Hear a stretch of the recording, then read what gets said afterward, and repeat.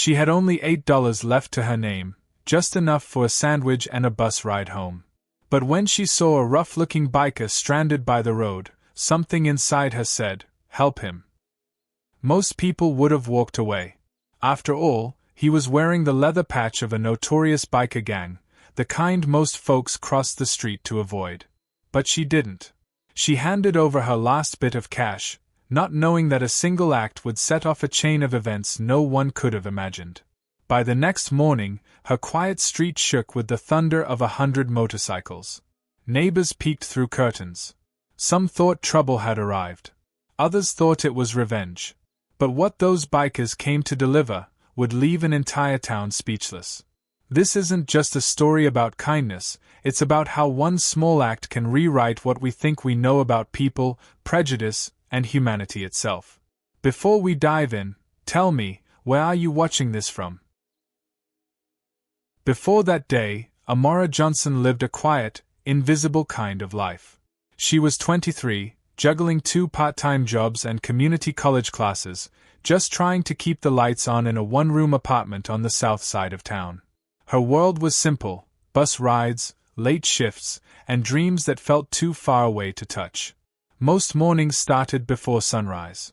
She'd pour instant coffee into a chipped mug, lace up worn sneakers, and whisper a promise to herself: one day, things will be different. Still, life had a way of testing her resolve. Bills piled up. Tips were small. And lately, hope felt like a luxury she couldn't afford. Despite it all, Amara carried a kind of quiet strength. Amara hesitated. Everything about him screamed danger. The kind of man people warned her to avoid. A white biker, rough and imposing, standing alone in a town where people like her had learned to stay cautious.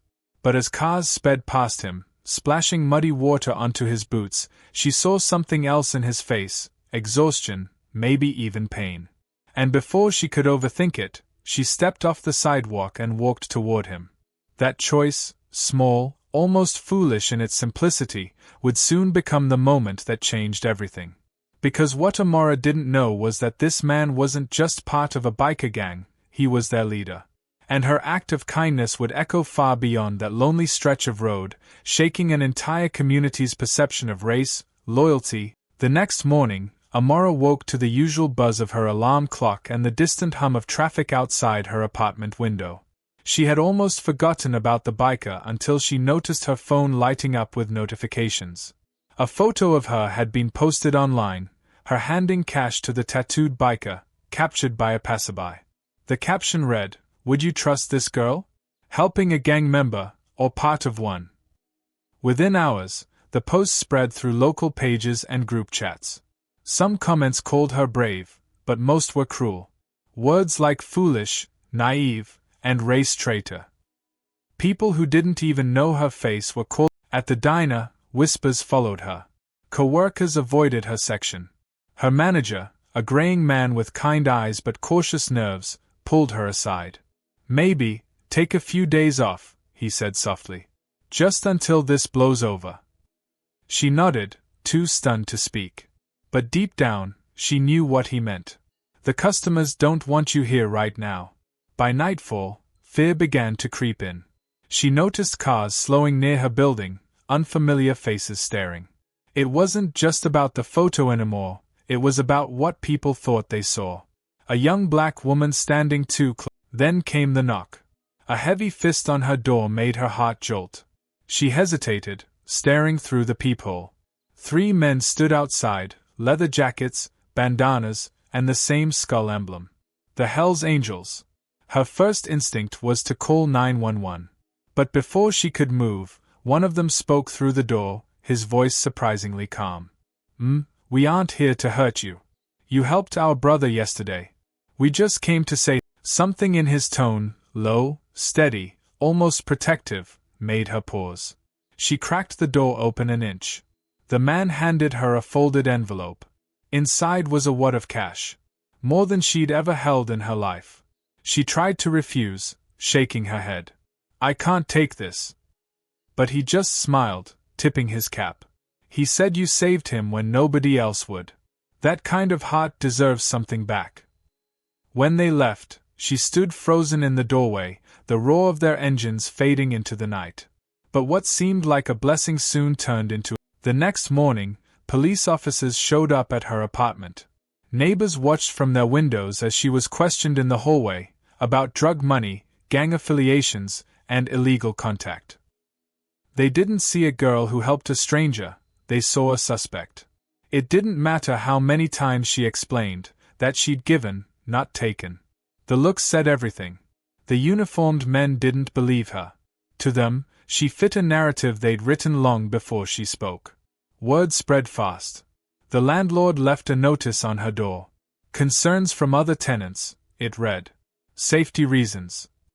She had 3 days to leave. By now, Amara was numb. The kindness she had given so freely had turned her into a target. The very people who preached about good deeds and neighborly love were now pointing fingers, whispering about her.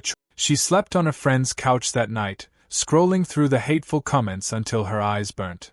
Somewhere between the insults and threats, one message stood out, a private one from a name she didn't recognize. We saw what they are doing to you. You don't deserve it. We'll make it right. Tomorrow. Noon. No signature.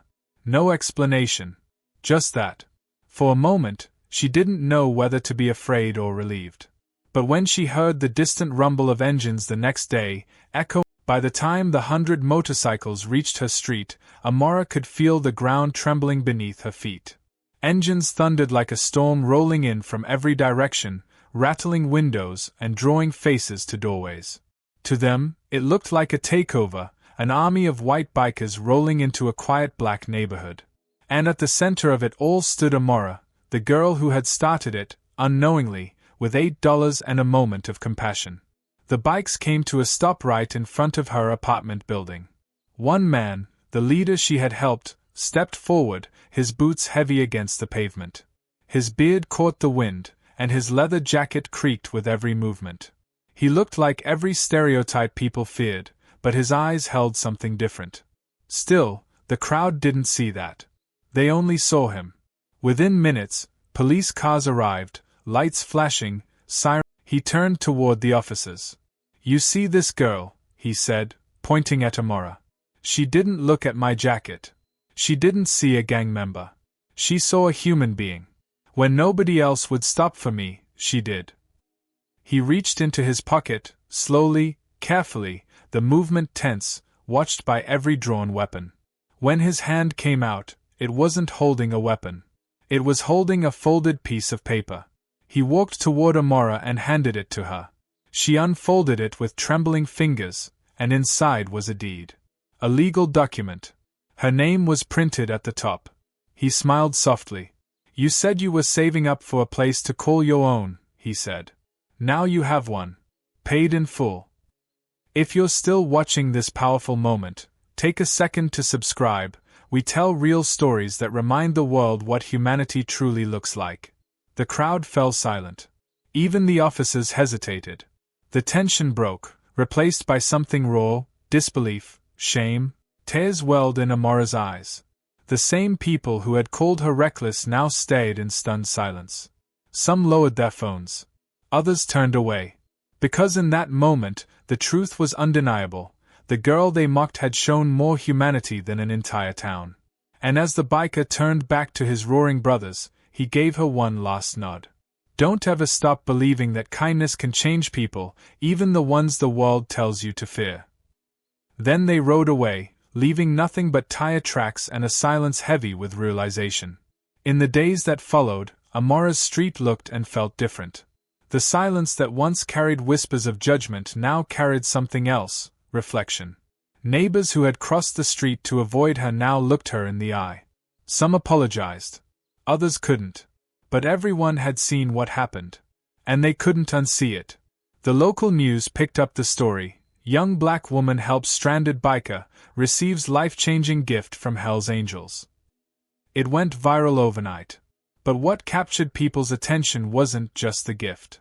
It was the contrast, the kindness of a girl the world overlooked and the gratitude of men the world feared. Two groups were judged for different reasons, proving that compassion can break barriers no law ever could.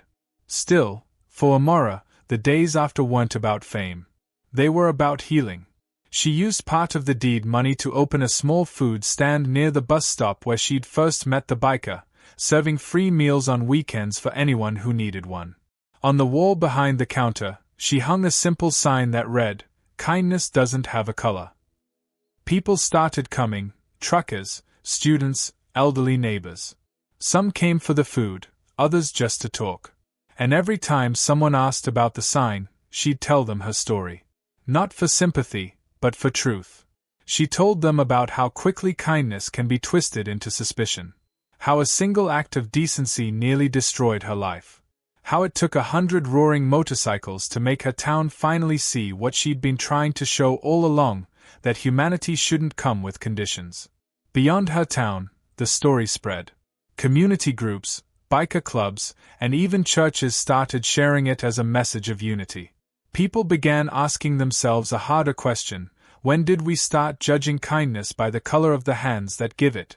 Months later, Amara returned to that same stretch of road.